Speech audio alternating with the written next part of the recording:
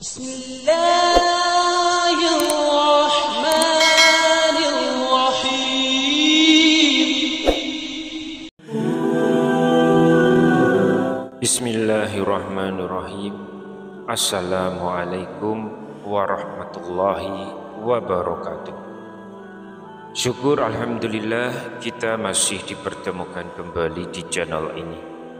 Salawat dan salam selalu dan tetap tercurahkan kepada junjungan kita Nabi besar Muhammad sallallahu alaihi wasallam.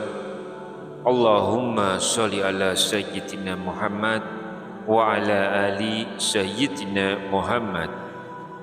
Harapan dan doa saya semoga sahabatku semuanya selalu diberikan kesehatan, dilapangkan rezekinya, diampuni dosa-dosanya, dan selalu dipanjangkan umurnya. Dan sempatkanlah menuliskan sholawat di kolom komentar. Insya Allah akan menjadi bukti cinta kita kepada Rasulullah Muhammad sallallahu alaihi wasallam. Semoga kita semua mendapatkan syafaat beliau di akhirat kelak. Amin ya rabbal alamin.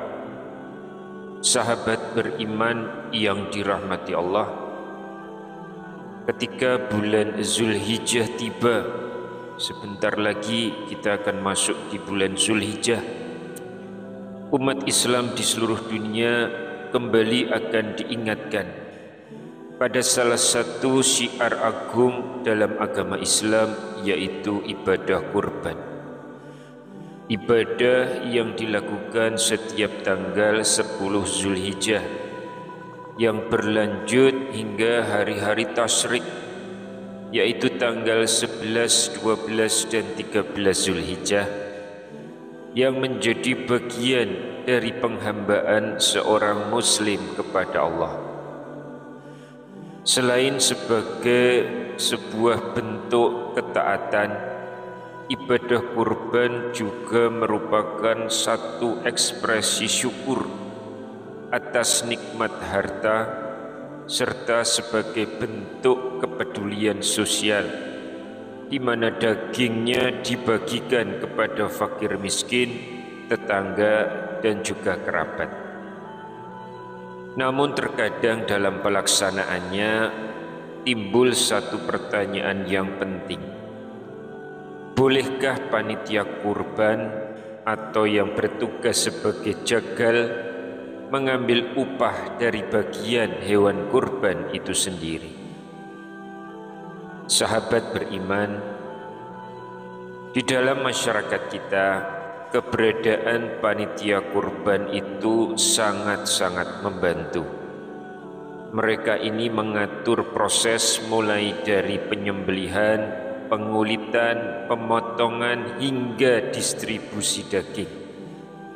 Namun tahukah kita bagaimana hukum Islam memandang cara memberi upah kepada mereka-mereka ini, terutama jika upah itu berasal dari bagian hewan kurban? Sebagian besar ulama menyebutkan bahwa tidak terdapat dalil khusus dari Al-Quran maupun hadis tentang adanya panitia dalam pelaksanaan kurban. Namun karena kebutuhan dalam prakteknya, maka keberadaan panitia kurban ini dianggap sebagai hal yang diperbolehkan untuk dalam rangka kelancaran ibadah. Akan tetapi mengambil upah dari hewan kurban adalah hal yang tidak diperbolehkan. Diriwayatkan dari Ali bin Abi Thalib radhiyallahu anhu, dari Ali berkata, Rasulullah sallallahu alaihi wasallam memerintahkanku untuk mengurusi unta kurban beliau, dan aku diperintahkan untuk menyedekahkan seluruh dagingnya, kulit dan pelananya, serta tidak memberikan kepada tukang jagal sesuatu pun darinya sebagai upah. Lalu beliau bersabda, kami akan memberikan upahnya dari harta kami sendiri. Hadis riwayat Bukhari dan Muslim. Kemudian Syekh Abdullah Al-Bassam dalam kitabnya Tawdihul Ahkam menjelaskan, tidak boleh memberi tukang jagal bagian dari hewan kurban sebagai upah. Hal ini disepakati oleh para ulama. Namun boleh memberikannya sebagai hadiah jika ia kaya atau sebagai sedekah jika ia miskin.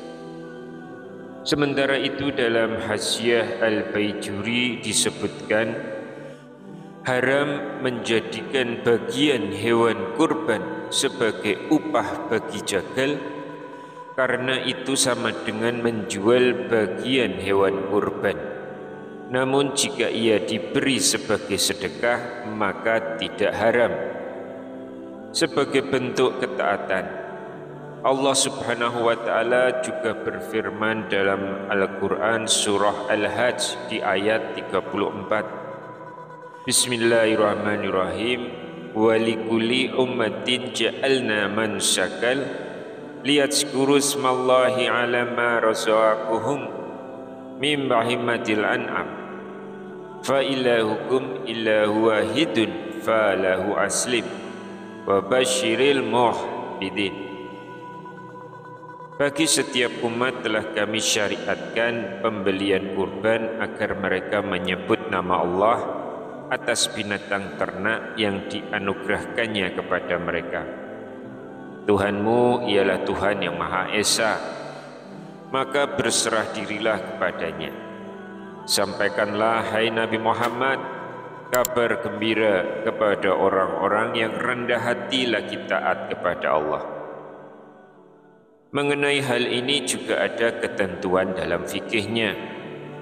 Dalam kitab Fathul Mu'in disebutkan pula, jika seseorang menyerahkan pakaiannya kepada penjahit untuk dijahit tanpa menyebutkan adanya upah, maka tidak ada upah baginya karena ia dianggap melakukan pekerjaan itu secara sukarela. Maka jika panitia atau jagal diberi daging bukan karena disepakati sejak awal sebagai pembayaran jasa, tapi sebagai bentuk sedekah atau it'am atau pemberian makanan, maka hal itu diperbolehkan.